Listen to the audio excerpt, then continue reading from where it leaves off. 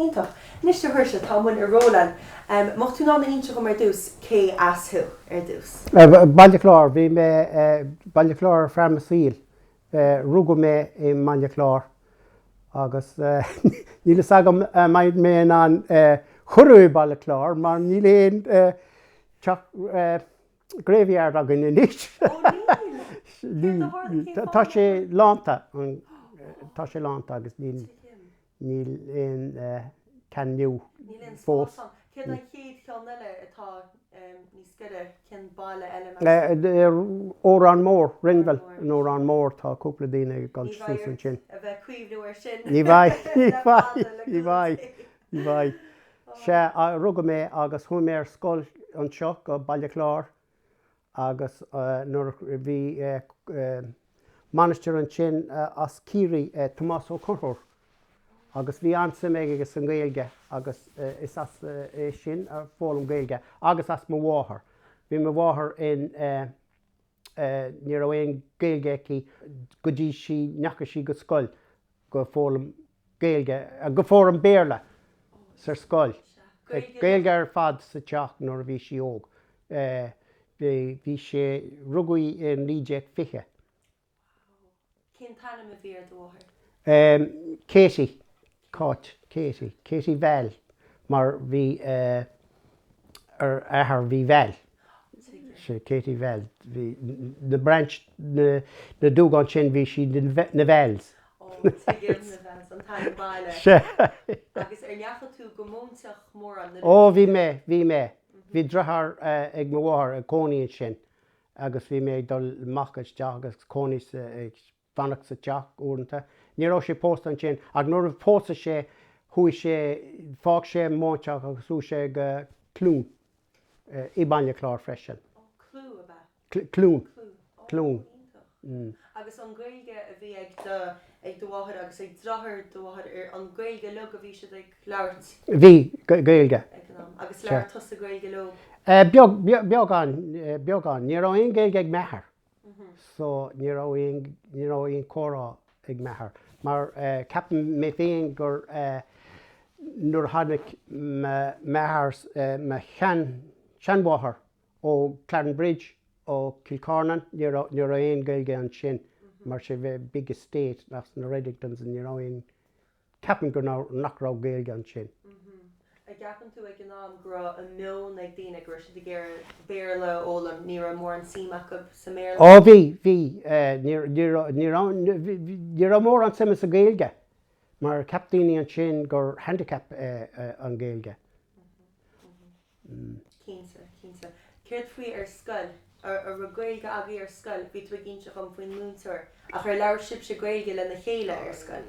Ní beagán ná. Ach gach subject bhí sé trí Gaeilge. Maths agus star Gaeilge ar fad na textbooks bhí agan. Agus sé na táblaínis na bhí tú a ólam trí Gaeilge. Má bhín tú a dhéanana níos de chléigean an bhín tú chuimhnú in Gaeilge? In Gaeilge. Se, dúir mé. Dó fadó. Yeah. Agus so bhí tú agan tú go cláiste bhuire? Se rinne mé a thuaigh mé go cláiste bhuire ar feadh 5 bliain. Agus ceithre na múntaí an sin? Bhí sagart an sin a bhí múna sagart go léir beagnach. Bhí cúpla lay teachers freisin ach beidir sagart go léir agus bhí sagart an sin Seán a Flaharta, Father Seán, agus bhí sé go hanmhaach ar an Gaeilge agus sár bhúnteoir. Ach bhí sé in despair wimsa nach ní raibh mé an progress go dtí níos fíor, dul chun céin ar an Gaeilge, sean mé mar bhí sé in despair wim ach bhí sé ní léon fáilt ar sin. Is liomsa a bhí an fáilt nach raibh mé an Gaeilge a progressive. Cínte. A ru sport agaí ar scoil amíocht tú gimmert amíocht pell agaí Bhí imán is mó ach bhí pell freisin imán is pell. Bhí chláiste very láidir fé na máint an tamsin na seacadaí ach amíocht cumórta agaí agus cluichí in á scoil na dhéile. ó bhí. Nuair bhí mé is a céad bhíon an sin chuí an choláiste go dtí an clifa Cainteoirí ina máint agus bheith seo ócáid mór agus bhí sagart ar tréáil mar fádar tarpaí as ar drahan agus cailtí an clifa sin le puinte amháin agus bhí sé sin bhí muid crópáirc an céadúra bhí mé crópáirc leis an clifa sin. Na bhí tú sa chéad bliain dúirt tú? Nuair bhí me sa céad bhíon 1964. A bhfuair sé bus, a bhfuair sé As an tréin. Ó an tréin? An tréin. Ítach. Turas mór bhí an? Ó turas an mór. Ceapan gran crack agaí. Ó bhí ócáid mór. Ní raibh as an tréin ribh sin maybe uairháin ar gáir. So ní raibh agan how close agus cap mé go beidir go gnóisí an blionte chugan ach níor gnóisí níor gróisih ever iad agus chunig mé an blionteach bhí choláisteach Lochrí bhí siad i gimmert gint Kilkenny agus cáil sisin cap mé go puinte amháin seachtain ago. Tá an síime a gcuirsaí sport? Ó tá. Déan tú ag go leor cluichí? Ó déim se bhí me sa stadium ag fécant ar Gaillimhe Baile Clia. Ní ra mé angó an teachtain seo deire nuair bhí siad i gimmert against limnach. Se agus tá mé ag sportúil agus what bhí mé ag fécant ar an rugby ban mé just tanna bheits an rugby ar TG Car agus bhí mé géisteach céir é Mbeile agus ón fíor Gaeilgeoir tá sé. Se tá sí ionach tá sé. Níor se sin ar fáil nuair a bhí tú ní sóige? Ó ní rá TG Car go hanmach mar sin stáisiú. Ó bhí go minic go hanmhainnig se. Ar chuirsaí sport agus Sport agus tá suma go as na 6 programs tá siad ag chur amach. Agus Russrún úranta.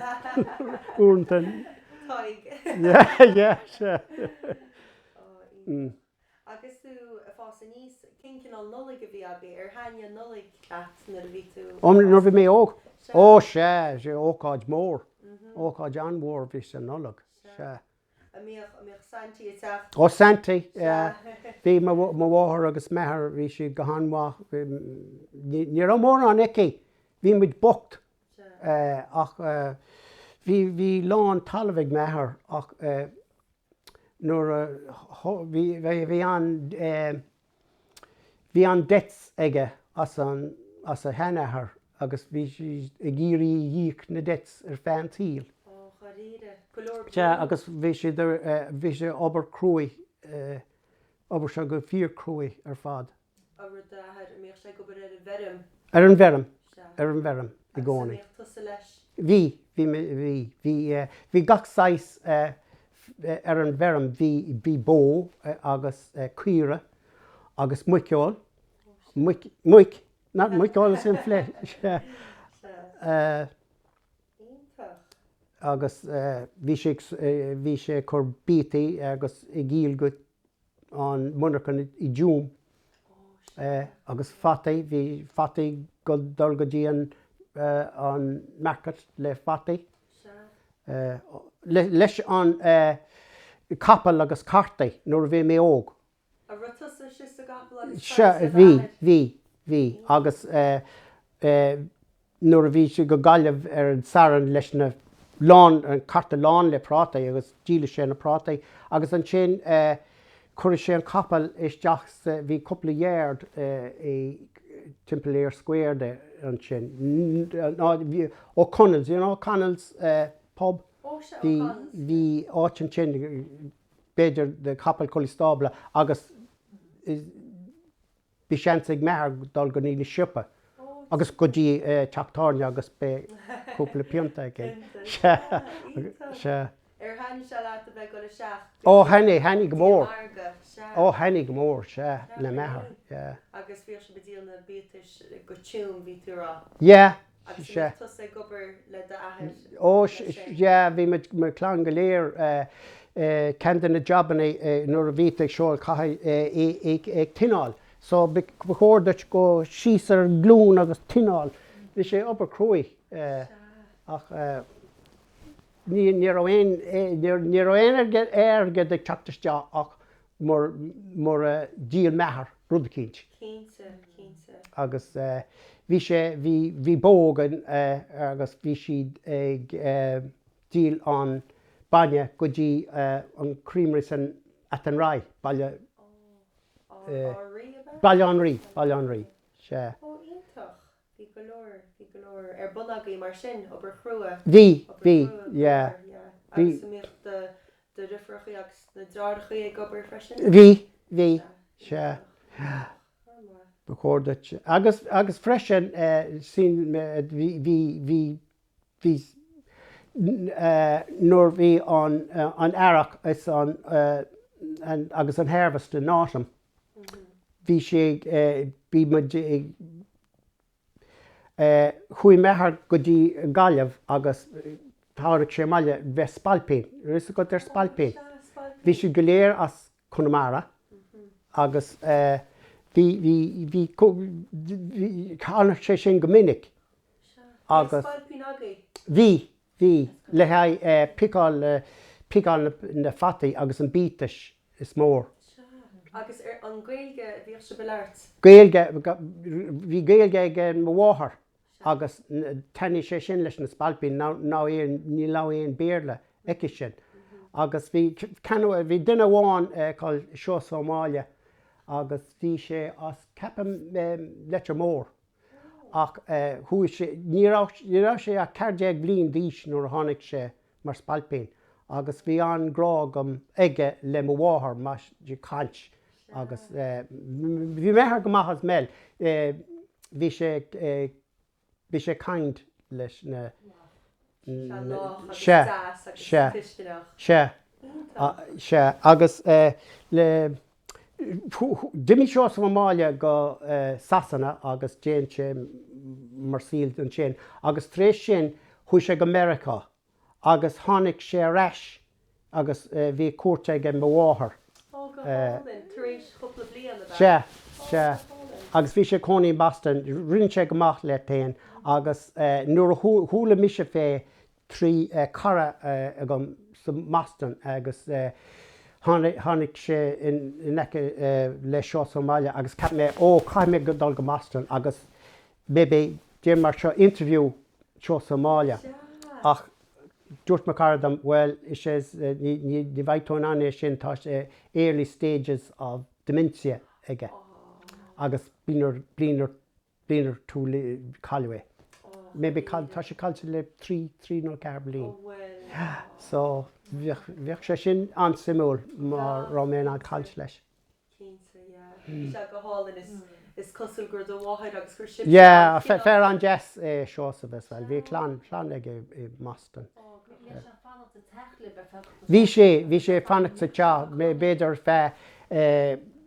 caiiciis nó níos muide cúpla seachtainna.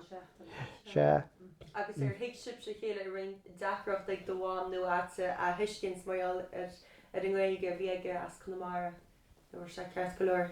Ramidin an hiiscint bhí sin an nuair tháinig sé reis dír me Seoirse mar an Gaeilge cé bhfuil sé. He remembered me. Go hála. Ach nuair an méon an bhí mé immert in áit cin níor búil mé a sríomh. Agus a bhfuair sé bén spalpín eile in sin? Ó bhí go leor spalpín. Is sa saoir a bheith? Nithe sí an spring and harvest se agus fómhar. Agus bhí cúpla uair bhí spalpín ó benmúlas. Éon áit nach rá bhí siad ní rá éon airgid aice bhí siad de géirí. But síl cruí bhí ag na spalpín. Cinnte na feirmeoirí níor tríd siad that well. Agus cos a gur dóhaid an lách agus... bhí máthair, bhí an grá ag máthair, bhí mór an grá agus thug siad an grá liomsa le Maclán. Sí bácáil agus rudaí dóhaid? Ó she housewife completely. Céir bhíoh sí bácáil cinnte an rudaí? Just on arán, brown bread agus soda bread. Go hálainn. mBaile sé cupán té. Agus bhí man a caint faoin nolig an sin. A méoch sé beagla seach ag go marga ribh nolig. Bhí, well, bhí turkey me bháthair agus gé, but bhí trip to Gaillimhe ar fearr nolig. Bhí. Seach sa gort, sa nasal? Bhí ar a mus. Ar a mus. Beidir úr cinnt mar an mus. Ar mus. Ar haine nolig leat? Ó Hanna seo bhí ócáid an mhór. Ní ra éon léon de siarach bheolag nolag agus Ross in na Gaillimhe tháinig bhí methar simúilsa na rása agus tóid muise mé héanas na dreifór ar an rothar. Bhí me drifúr ar an bear agus mise ar an carry. Tá fíor. Bhí sé fearíntaach. Bhí an crack agaí a fás. Ó Ross ní ra éon léonnta sír agam, sin éon léonnta sír a bháin go dtí Ross in na Gaillimhe ar fear gá lá. Bhí mé sildig imeacht 7 láis. Tá. Agus nuair mé cumna mé ar mear agus na léhananta í dúach taimíthe. Tuair sé siar bódaín na smaointe. Bódaín na smaointe, fíorgait. Agus an cháisc, ceachar an cháisc agaí, a mbeadh daoine na cásca agus... Well, bhí lint ar dús. Agus ní ra éon mílteán againn, caidú mílteán a chur a sús, agus ní ra ísc againn gach de híine agus an sin an cásca an dónach cásca bhí Eachréidh againn. Bhí. Agus bhí tuagra iascagaí ar an ine.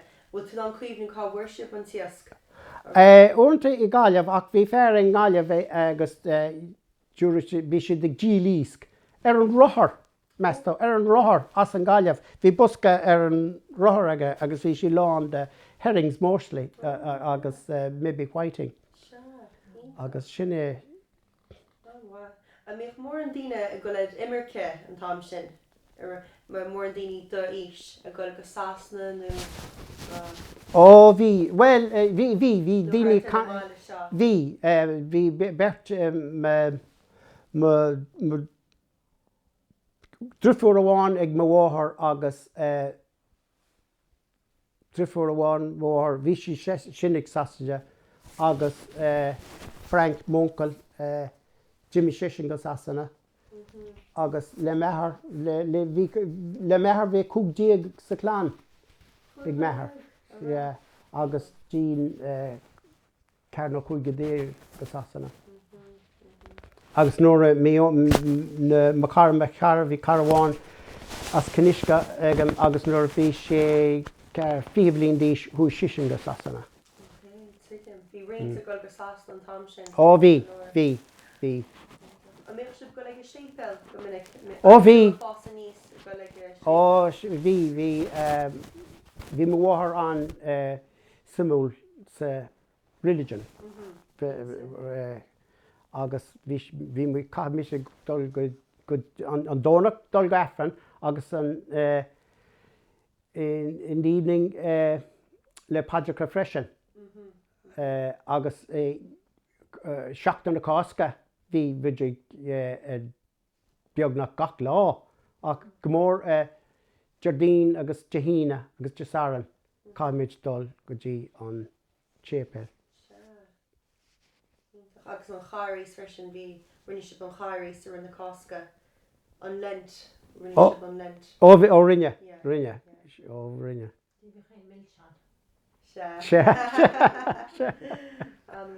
Agus céad faoi de chéad chomínach agus an cóneart ar tháinig an taspog go dtí Baile Chláir ar an lámh aspog. Ócáid mór le confirmation leis an aspog. Ócáid mór. Agus a ra faoistíní a mé faoistíní agus sa teach. Stations. Se. Bhí. Gach Craig bhí an áit seo. Bhíoh stations teach mo bháthair. Ina turn. Se. Bhí. Ní hálann sé ní smó. No. Ní. Agus céad faoi na síogaí a ra mór an creide ag do bháid beidir agus ar thula tú mór an scéalta faoi na síogaí agus úfása níos. Ó bhí fatís ar na síogaí, bhí mé fatís dul amach san íce, mar bhí síoga, sin ó síog. Bhí sé go minic, bhí constant caint fé síogaí. Agus bheith fíor an deall ort mar fís tú síog. Ach ní bhúil mise le síog riamh. Ar thula tú caint faoin fóidí mara? Ó thula. Agus inis an céirtá geiste sa fóidí mara? Fóidí mara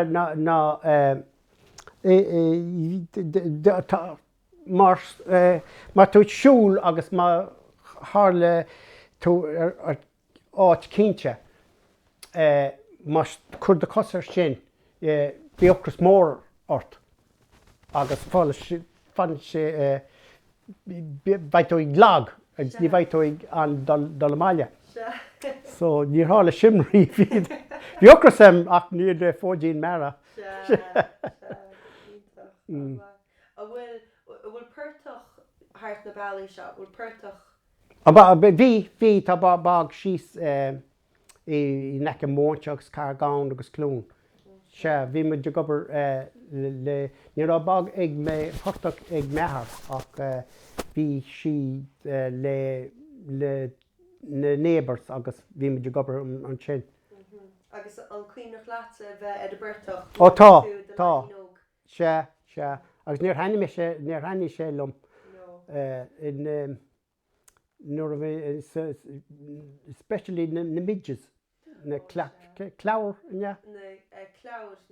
Chláir, se. Na míltógaí. Míltógaí, se. Ó, níor haine sin leis chuir mé as an portach go deo.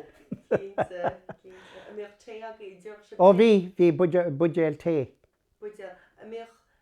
Budéal isce thiúach sé beba agus bhíoh tinagaí? Ó bheith tinne siúil mé sin se. Déana sé tinne sé té as an magháir. Ní lá sé go deas. Well, ní an mór an ní an éon portach ag methar ach bhí duine cáil sémas an máile ceapam as maybe leite mór agus tháinig bhí sé tugaí sesin loirí mór torf going. Agus an sin bhíoh díal methar hay leis agus túirí nuair bhí sé dul bhaile bheirt sé ní réon airgad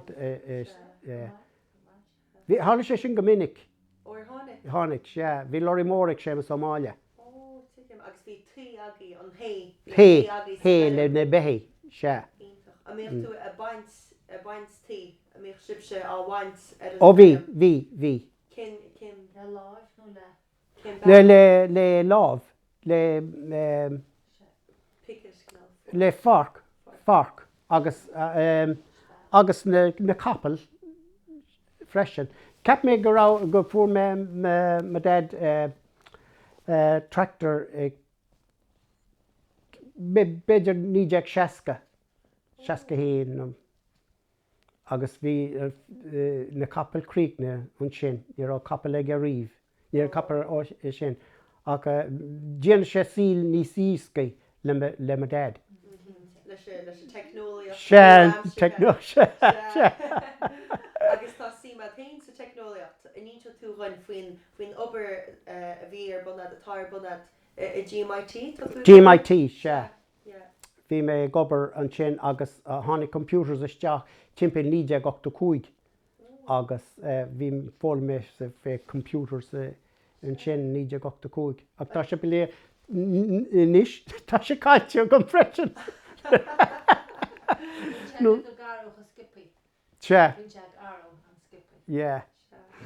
dhearna tú cuasa ag an am sin sna riomh ó rin an BBC an céad computer a bhí is a gom fé. Agus a go siar ríis an cuimne chláir láin drólín. Ó cuimne Cean rudaí a bhíoh sa bíonna ar láin drólín. Bhí drólín eici caiithú drólín áilt agus chuirí mosca agus go teach agus de ren ní lís go rá sé on Gaeilge ar an ren ní ceapan go rá de ren Kingvalbord sin é an tain chana i dhéanamid. Agus bhíoh se go heach agus bhíoh millseán agat beagán í airgad freisin cúpla pín.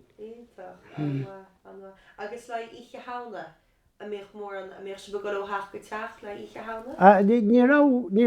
Bhí ach bhí déan bháthair bhí úl agus monkey nuts. Ó sé.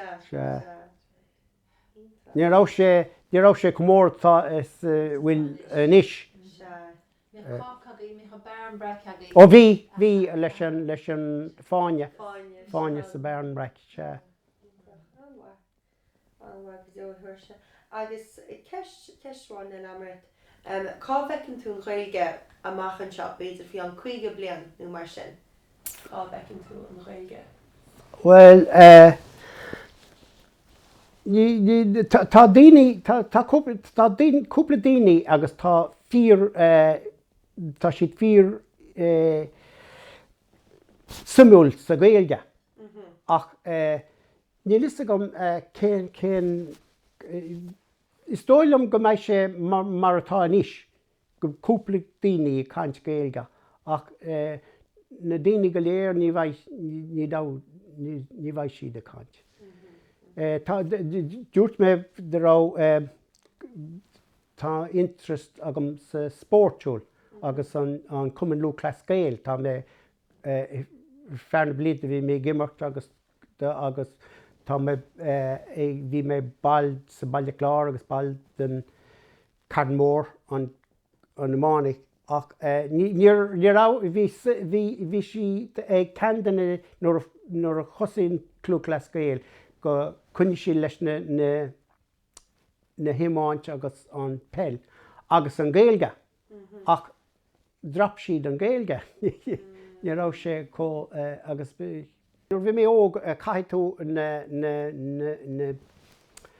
teams caiithú scríbháil an Gaeilge agus má correspondence bhí sé sin sa Gaeilge ach stop siad é sin ach becóir nach sé bhí si donna I chuineáil. sé. Sin trú sin go sin stoppa. Tá post nó is stop tú gobar sa G. sé agus bhí tá mar tróir torsaíocht.